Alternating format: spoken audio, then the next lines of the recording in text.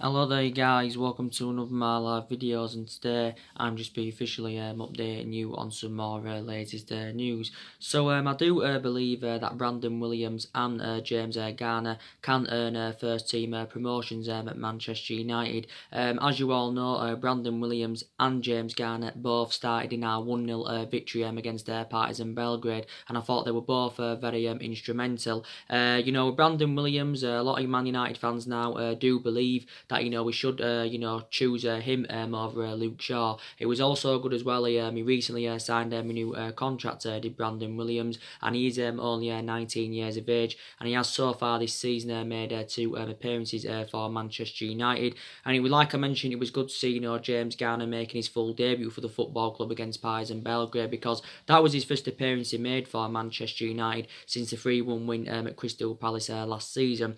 But so I think also there could be 2 young upcoming players that could become a success at the football club. But we've also got a lot of other young upcoming players in the squad that are developing and trying to improve at Manchester United. Like I mentioned, I've got some element of concerns about certain young upcoming players. So what I mean in that aspect is that I don't think all of them are going to become a fruition. I think you did say in January we are considering loaning some of the young upcoming players out. But one thing I do credit Ole Gunnar Solsjaker for anyway, he does have a lot of trustworthy in his young players. But I actually didn't expect Solsjaker to play 2 teenagers in the Partizan Belgrade game. And also Brandon Williams, don't forget, was the actual player that did win the penalty for us. And obviously Martial took the penalty away well, and Brandon Williams was actually playing left wing back. I did also show that I think Mason Greenwood will become a success at the football club,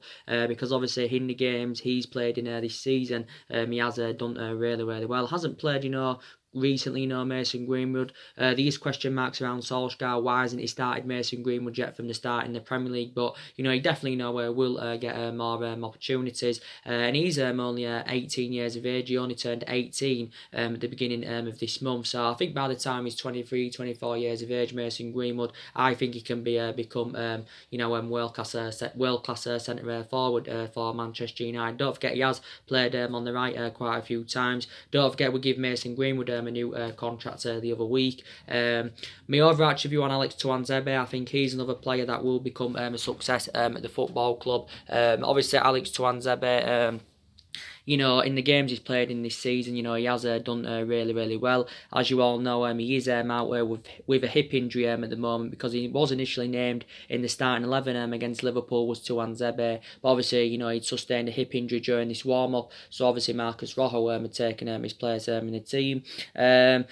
Obviously, Andres Pereira, I was actually, very delighted with the performance he put out against Liverpool. I thought, he did really well in that, and I thought that all the attacking trio did really well against Liverpool. Rashford did well, Daniel James, and so too did Andres Pereira. Andres Pereira still needs more time at the football club. There's still certain elements of his game, that he does need to improve on, but Pereira has played on the right-hand side quite a few times this season.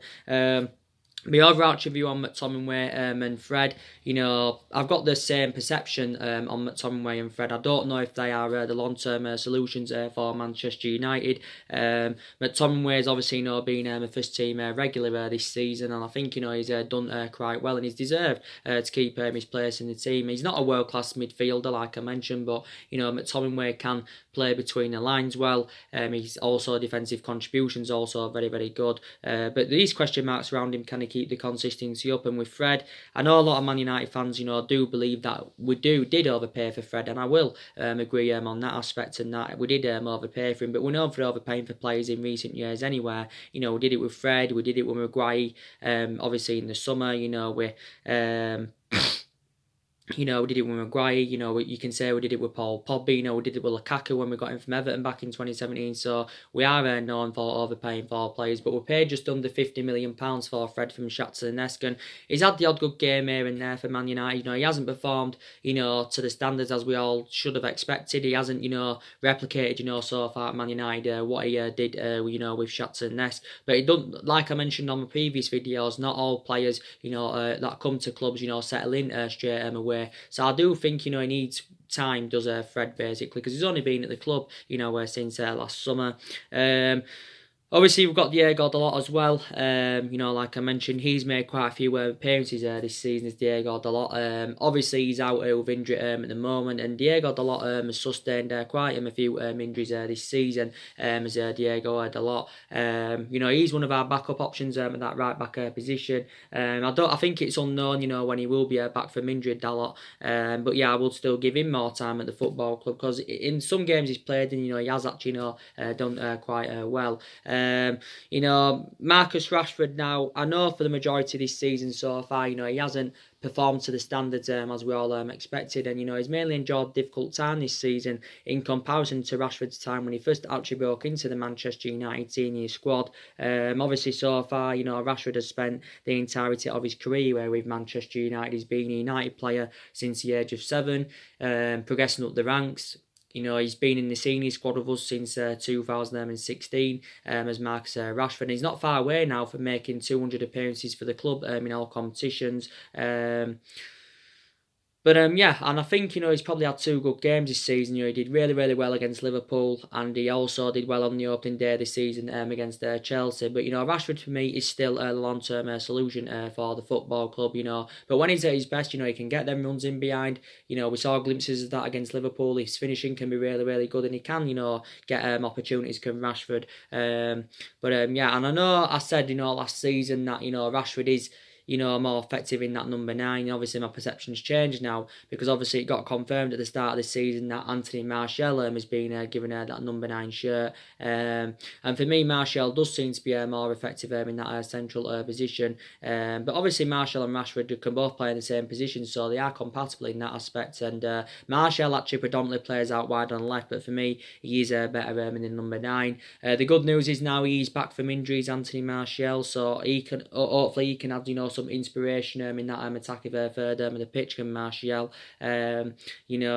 He has been a big miss, and Martial now is into his 5th season as a Manchester United player. He scored 51 goals for the club in all competitions, but he's done really, really well. But I thought, reflecting back under Louis van Gaal era, Martial was fantastic in his debut season. We got Martial at just the age of 19. Obviously, he's now 23 years of age. But I think a lot of things have been proved about his game. But also, Ole Gunnar Solsjaker recently said, after our win against Partizan Belgrade earlier on this week, he did actually say that he was unhappy with Marcus Rashford and Anthony Martial, probably reflecting on their second half performance and that. Obviously, Martial, especially in the first half, wasn't as effective in up front as we all thought he would have been. So actually, Martial in the second half had been taken off, and obviously Rashford had come on for him. But actually, Ole Gunnar Solskjaer criticised our non-existent defending up front, so he was unhappy with our defending up front. And again, the only shot we registered on target was the actual goal from Martial from the penalty spot just before half time. So that's another element of concern. We don't seem to be creating chances, and we need to start creating chances. And obviously we're not scoring enough goals. Obviously so far this season in the league, we've only managed 10 goals in 9 league games, and we've scored 1 goal in every single game this season that we have scored in, except from the game against Chelsea on the opening day this season, when we did win by 4 goals to 0. So definitely, we need to start creating more chances in that. But the performance wasn't great against Partizan Belgrade. I thought there was, like I mentioned, there was some good individual performances. We did get bodies in decent positions in that, but we just didn't create enough chances. Obviously, we did pass the ball well, and we had the majority of the possession. But all that matters is we did get the win. Obviously, it ended our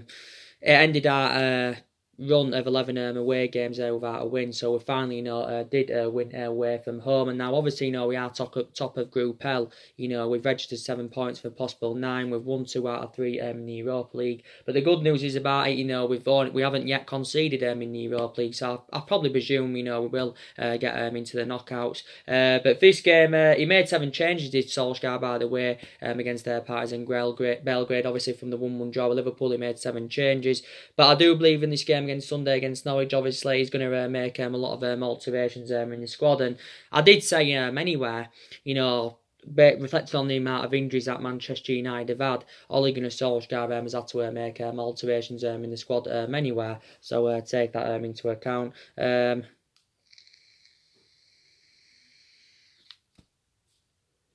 Don't forget, Solskjaer, recently discussed our difficult transition period as well, so I will take that into account. But we know that, obviously, we are enjoying our worst start to a Premier League season for 3 decades. So we haven't had as bad a start to a season as this since 1989.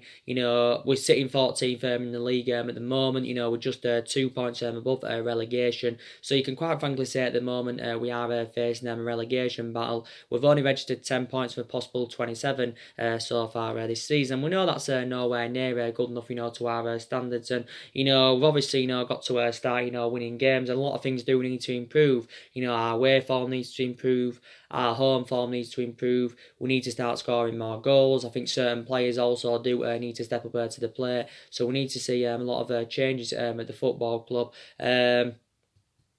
A lot of changes at the football club and that, but there is still plenty of time, this season for Manchester United to turn things around. Like I initially said, I've actually disregarded the top 4. I know it's a bit early to do that, but I've actually disregarded the top 4. Like I mentioned, I don't think we'll get relegated because I think the club's too big, and obviously there's too much money in that into the football club. We haven't been relegated since 1974, which is around over 40, he's around nearly 45 years ago now. But yeah, and Solskjaer's obviously aware of the expectations. He does have to exceed Manchester United, and that if he is to remain in the job at Man United. And I personally believe that. I think the expectations are too high for Ole Gunnar Solskjaer at Manchester United. And I did say our expectations this season, probably will be to finish in that top 4. So in that aspect, we can't get back into the Champions League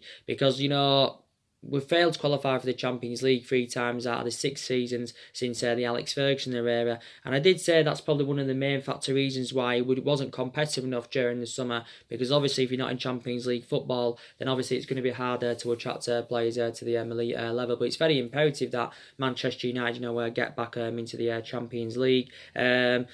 Very, very imperative indeed. And, I think we've only failed to secure European football once, since 1990, which is nearly now 3 decades. And I think that time, that when we failed to qualify for Europe, that actually, came under the David Moyes era. But for me, we've obviously, got to start winning games. But, I do credit Ole Gunnar Solskjaer, for the last 2 games anyway. I thought we've showed tactical flexibility in the last 2 games. And I think, now with this new formation, it seems to be working with Manchester United. So I think this new formation, could now turn things around at the football club. Obviously, Solskjaer's also had his overarching view, and he says this new formation's working very, very well. And it also enables us, to keep 2 attackers up top. And Solskjaer's actually revealed he probably will, he may stick with 3 at the back against Norwich tomorrow. But I think we'll look better with this new formation, because we do know for the majority of this season that we've actually been going with that 4-2-3-1 formation. And obviously we do know that 4-2-3-1 formation obviously hasn't been working right. The system hasn't been right, and obviously for the majority of this season, a lot of Man United fans, including me, have obviously been criticising Ole Gunnar Solskjaer's tactics, but he's totally blameless in the last 2 games. But I think now Man United probably will stick with this 3-5-2 formation, because it does seem to be working, to be fair. Like I mentioned on my last video, I watched some of Ole Gunnar Solskjaer's press conference reaction, and obviously I didn't watch it all. I interpreted some of the stuff that he'd mentioned, and that obviously he had praised Norwich during his press conference. He says obviously, I think he was reflecting back to Norwich's 4-1 defeat to Liverpool on the opening day of the season. He said in that particular game, Norwich obviously, showed a lot of courage. They like to play their own way. They have got some pretty decent players. They can show good attacking intent and they can score goals, but they also do concede a lot of goals. Norwich. So Solskjaer is wary of a threat. Wary of the threat that Norwich could impose on Manchester United. But it's obviously, a game we have to win. But I do expect, Manchester United to win this because obviously, Norwich are struggling.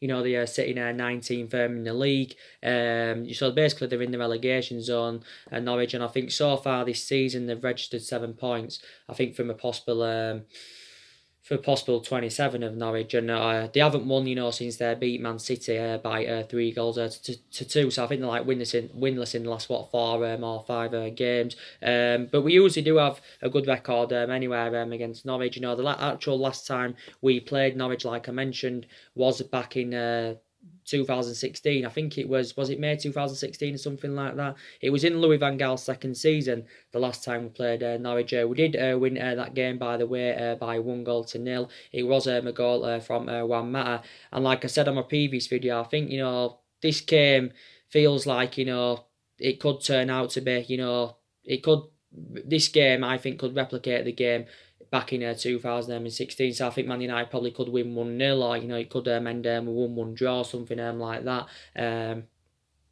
But yeah, Norwich, the last time they did beat us at Carrow Road was back in 2012, which is around 7 odd years ago now, was 1-0, and they did beat us back in 2005 by 2 goals to 0. But anything can happen in football. I think we are expected anywhere. We are set to miss up to 6 players for this game. As you all know, Solsjaker did a short on Wednesday.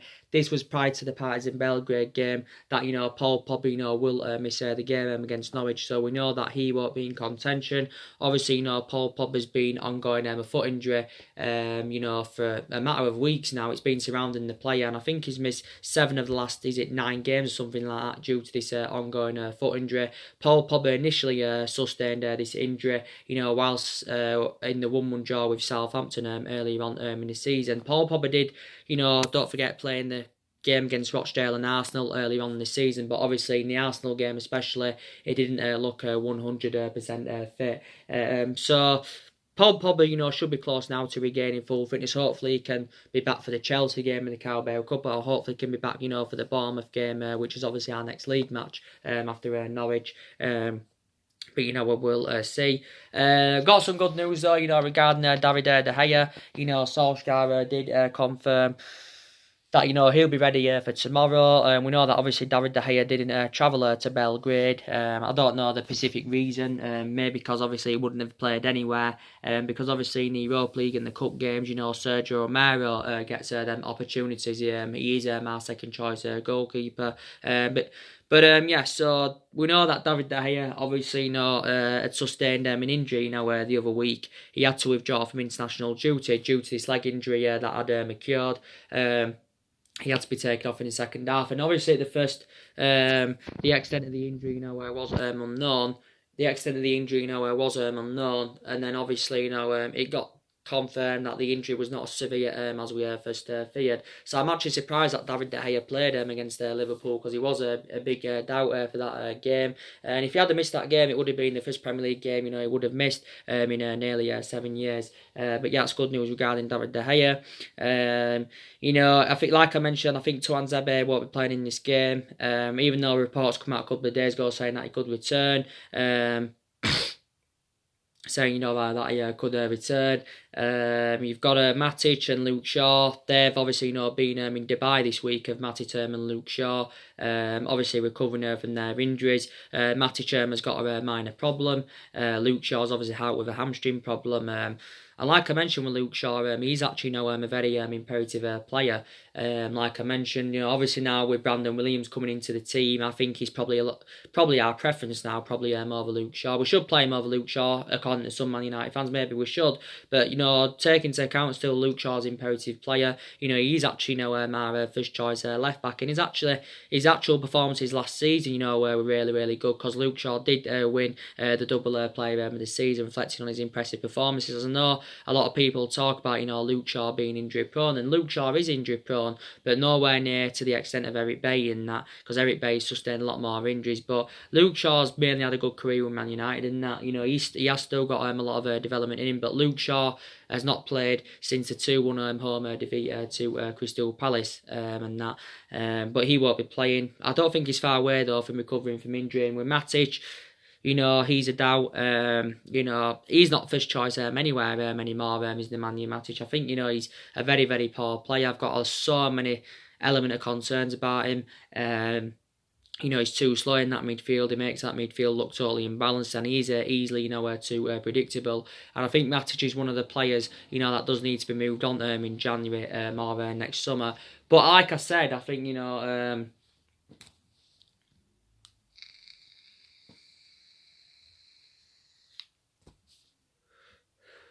But like I said,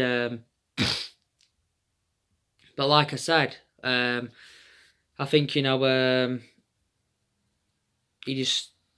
think a lot of players. I think there's players that still need to leave Manchester United. Despite the fact that a lot of players have left. Since Ole Gunnar Solskjaer's arrival, I still believe these are more problematic players at the football club. But Matic is definitely one of the players that does need to be moved on in January or next summer. Matic is now 31, by the way. His current contract term expires at the end of the season, but we do have an option, to extend it by a further year. Jesse Lingard, I thought he had periods of dominance in the game against Partizan Belgrade. He isn't still playing to his potential, as we all expect, but there's still improvements needed in his game, because I think he's enjoyed a difficult start to this season, and reflecting on his status at the football club, he should be putting much more better performances out. Lingard, obviously, recently was out with a hamstring problem. Obviously now he's recovered, so maybe should be play against Norwich tomorrow. Obviously Lingard can play in the number 10. He can play on the right. You can play Mount Matter in the number 10. You can play him out on the right, and you can play Pereira in the number 10. You can play him out on the right. So we have got quite a few players that can play in that number 10 role. Obviously Juan Mata's operated in that number 10 role quite a few times. But Lingard really does need to step up to the plate in all honesty. Obviously, Fosu Mensah's still out with injury. Eric Bailly's obviously out with a knee injury until the end of the year. So we have, even though some players have recovered now, we have still got quite a lot of players out with injury. Lindelof, don't forget, during the international break was out with a back injury as well. Mason Greenwood at one point was out with a back injury. And Wan-Bissaka, of course, had tonsillitis. He'd been out with illness. But we've had a lot of injuries this season. The good thing is, it's good that Ole Gunnar Solskjaer is making plans for the January transfer window and that. And I think Man United are going to give Ole Gunnar Solskjaer until January at least. I think he'll probably still be Man United manager at the end of the season, to be quite honest with you, because I think Man United are willing to give him the time that he's currently demanding at the football club. I initially said I think we need at least 5 to 6 more signings if we are to be back to being a competitive elite level football club. I think we're looking to make 4 new signings next year at least. But I actually do believe, from my own perception, that we'll do the vast majority of our transfer business next summer. Like I mentioned, I think we'll look to probably sign 1 or 2 players in January, but then we'll do the vast majority of our transfer business next summer. But I said anywhere, in the next 3 to 4 transfer windows or whatever, our recruitment has got to improve, because I think our recruitment's been very, very poor for several years now, and obviously that blame stems from the board, and this is why I did take into account that the board have been like a liability for several years. And I said, due to our inconsistency, the vast majority of the blame does stem from the board. I think basically the board didn't back Ole Gunnar Solskjaer enough during the summer, and I think the board do need to assure structural changes at the football club. Whether they're going to assure these structural changes or not, I do not know. And quite frankly, the depth in our squad at the moment isn't good enough. But yeah, it is good that he's making plans. Solskjaer has revealed that he wants to sign 2 forwards in January, because you can still see the deficiencies in the squad, and you can still see the areas where Man United need to strengthen up. We definitely need a striker. We need someone, well, maybe we need 2 attackers. We definitely need someone in at least that can, assure Man United goals, someone that can lead the line, someone that can be good in the air, someone, that can be mobile, and someone that can be, more effective in the box and that. And, obviously we need to recruit a replacement for Romelu Lukaku and Alexis Sanchez, because as I did mention, due to the departures of Lukaku and Sanchez, Man United do look very, very exposed in that attacking line. But yeah, we definitely need an attacker. we need a midfielder. We definitely need a midfielder, and that we need to add depth in that midfield. We need to see creativeness in that midfield, and we're not seeing that at the moment, especially with the absence of Paul Pogba. Our midfield looks totally flat. So it's a shame that we didn't address the midfield, or it's a shame that we didn't get a striker in during the course in the summer. But at least I can take into account that during the summer, we did address some of the problematic areas. We got that experienced centre half in. We also got that right back in that. But I credit Ole Gunnar Solsjaker because he did, recommend 3 good players to the squad. We spent around nearly £150 million on Daniel James, and Wan-Bissaka and Harry Maguire. And they've all enjoyed fantastic starts to their Manchester United careers. And I'm actually surprised that they've settled in, really, really quick.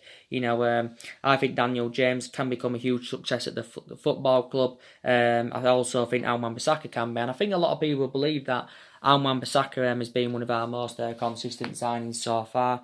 And Harry Maguire, £80 million, the most expensive defender in the world. And that, and, I do agree we overpaid for Maguire, and I think, it was too substantial, what we paid for him.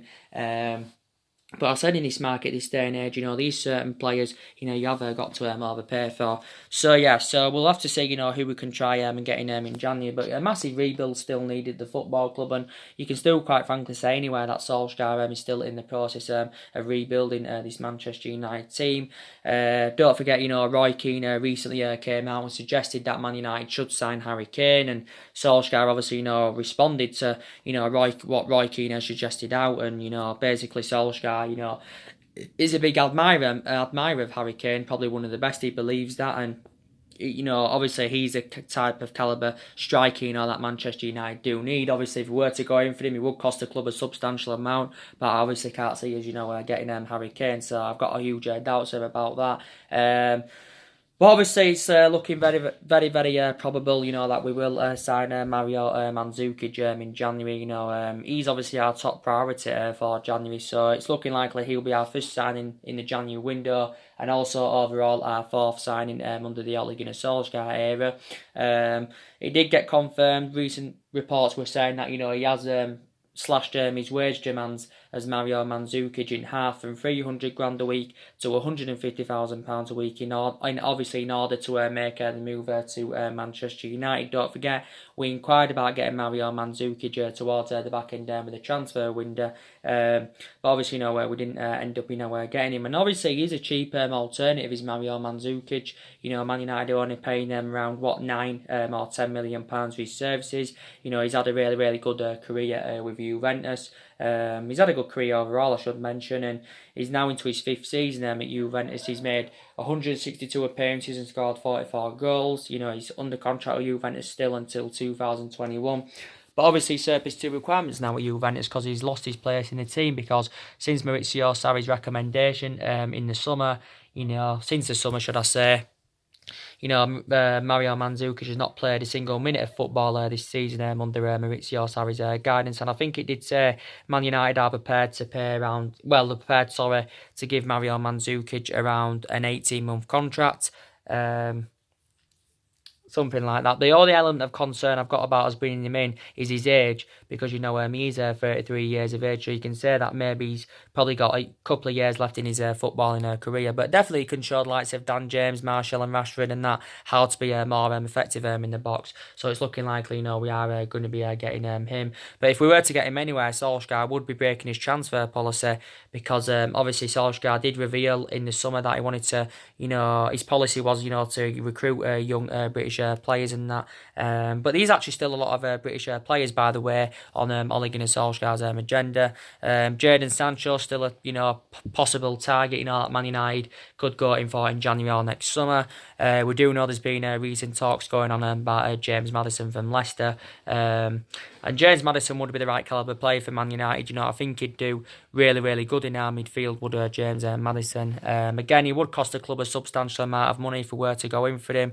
I think if we are are to sign James Maddison, it's probably more probable that we'll get him next summer, rather than, get him in January. I think Leicester obviously don't want to lose him, because Leicester know how much of an imperative player he is. I think Leicester have been in possible talks of renewing his contract, and he's predominantly an attacking midfielder, even though Brendan Rodgers has played him on the left quite a few times. But Man United would probably have to pay in the excess of around maybe 60 or 70 million pounds to get James Maddison. But recent reports did say we are expected to sign him within the next year.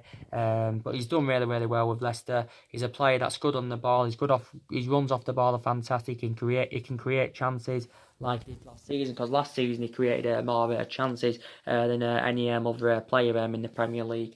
He's still got 4 years left, by the way, on his current contract with Leicester. Only 22 years of age, so he's another player on our current agenda and that.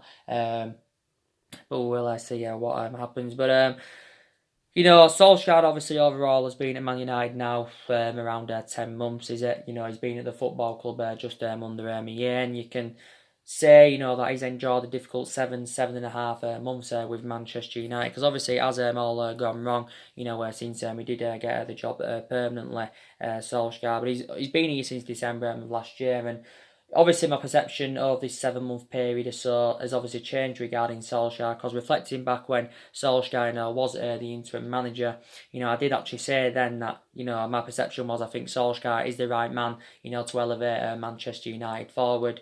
I thought that, whilst he was the interim manager, obviously he won his first 8 games, we won 14 out of 19 in total in that 3-month period, but he exceeded expectations in that 3-month period, I don't forget, and, like I said, some aspects of me do credit Solskjaer. I've got some element of concerns about him as well. Like I do keep mentioning, he hasn't really got any intuition on how to manage a big football club like Manchester United. I just it's good that, like Solskjaer was saying before, that we have got a stature, of playing a lot of the young players, that a lot of teams, don't use and having that, which is obviously, very, very good. But he just hasn't really got that managerial experience, I think, like I mentioned earlier on in the video, the expectations are too high for him at Man United, and, before he came to the club, he was at Mould, he won a couple of Norwegian titles in Mould. Obviously, before Mould, he was at Cardiff, and he had really a short tenure with Cardiff, did Solskjaer, and he only lasted around, 29 or 30 games for Cardiff, and then obviously ended up getting the sack because Cardiff, ended up getting relegated. But so I love him a lot, Solskjaer, because he's a club legend, basically. He was a great player for Manchester United for 11 years. He flourished under Alex Ferguson's guidance. But a fantastic player, so he has got that proven pedigree as a player, but hasn't, really got it as a manager. But, Solskjaer recently, insisted that he thinks he's the right man for Man United, and he also says that he's felt like the club's never too big for him. And also Ed Woodward has got, the same perception as Solskjaer. Ed Woodward insists he's still 100% backing Ole Gunnar Solskjaer. But, there's also not just...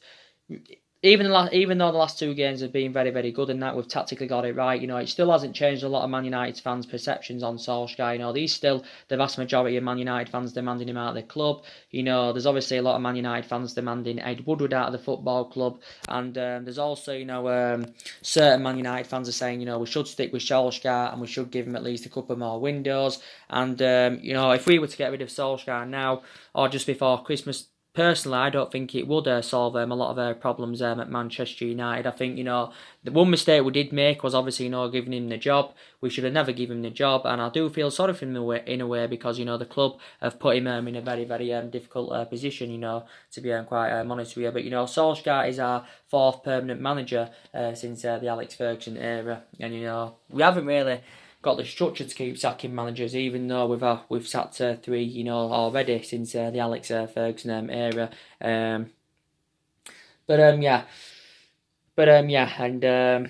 probably does deserve more time at the football club, so we'll take that into account.